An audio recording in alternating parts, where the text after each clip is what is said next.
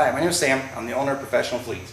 Today we're going to do a front brake repair. We're going to show you how to change brake pads and brake rotors, how to do it the correct way, the safe way, and have the best results. And we're going to start off by showing the basic tools required to do the job. Basic tools. Going to need a 3/8 drive ratchet. This one's going to require a 15mm socket, flat blade screwdriver. If you have air, use a 3/8 air ratchet. We're going to need probably a 14mm ratchet wrench, a pair of pliers, and our basic sockets. We'll use the 19mm to take the tire off, and we need a 14 and a 15mm to remove the bolts for the calipers. We'll also need a C-clamp to compress the piston on the brake caliper.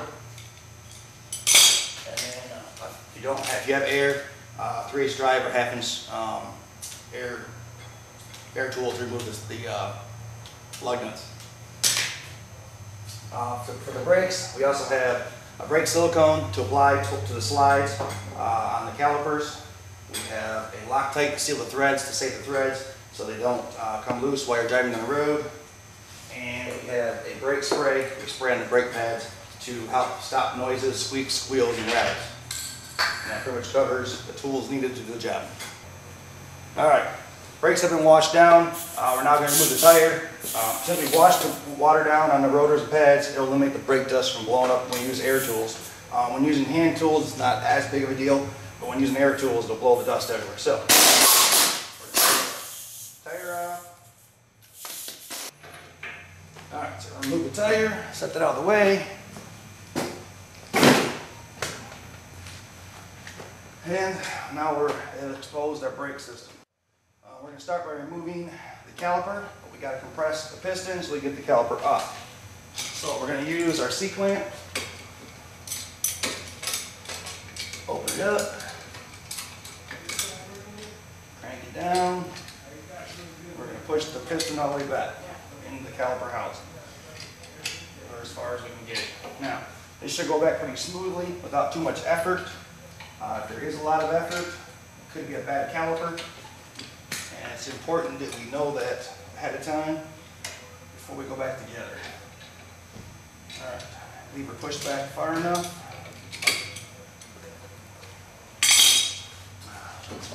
Turn the wheel and remove our caliper mount bolts, which are the 14mm.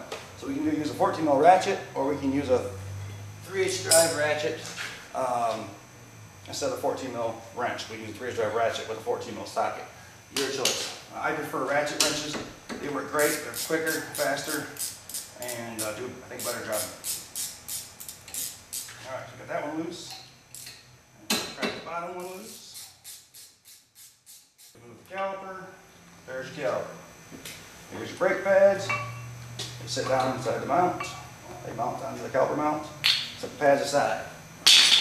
Next, we got to remove the caliper bracket. That's going to require a 3/8 drive ratchet and a 15mm socket, I believe.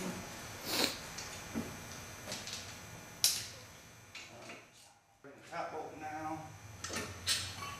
And there goes our bracket. Here's our caliper bracket. Alright, these are the slides. I'm going to pop these out. I want to check them, make sure they're clean, make sure there's no rust on them and no dirt that's got inside of them. If everything looks good, all we have to do then is use our brake silicone. And we'll do this right now since we got it apart. Just add some silicone to it. Either anti-seize or any brake silicone works great. I prefer silicone, it's cleaner and lasts longer.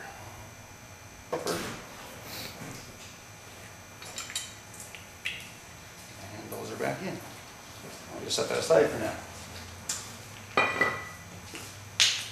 We're ready to take our brake rotor out. And off comes our brake rotor. We use this to get rid of the oil substance that's put on these from the factory, why they sit in the box and why they're in shipment. They can get rust on them, moisture in them. The oil is used to keep the rust and moisture off. So we use the brake cleaner to remove that so the brakes don't smoke, and it allows the brakes to properly seat in to the new pads. Just want to clean that surface. That's good enough. Ensure we don't have squeaks or squeals or rattles from the brakes. It's like a little extra insurance policy, just to make sure the job's done right and less chance of having a problem. So spray that on. It's best to let it sit for a few minutes and harden, kind of firm up. So we can reassemble our rotor. Make sure everything fits good. Make sure that they're the same size as the one that came off. Here's our race drive ratchet and our 15 mil. And let's snug them up. Never tighten just one bolt. Always get them both evenly tightened down. And then go through and do your final tightening once you're done. So that one's now tight. This one here will be semi-tight.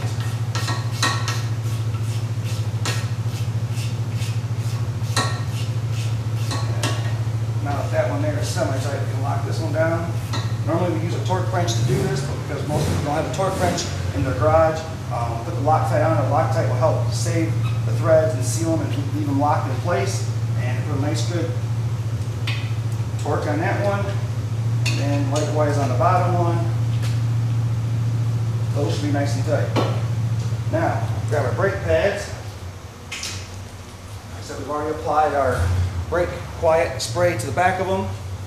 And the sensor, one pad will have a little sensor on it, the other one will not. The sensor normally goes on the rear, behind the rotor, and faces upward. So, install that one. The one without the squealer sensor goes on the front pad, facing the front of the rotor. Lock those in place, slide them in. So we're trying to push the piston back in the caliper. I'll make sure it goes back nice and smooth. It shouldn't be jerky, it shouldn't be tight.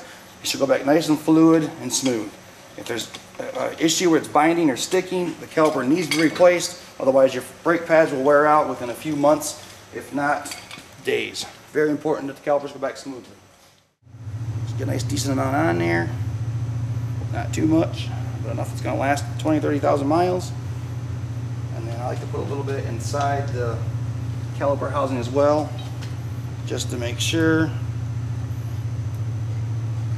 we're going to lock them down. It's a nice, decent snug, works good.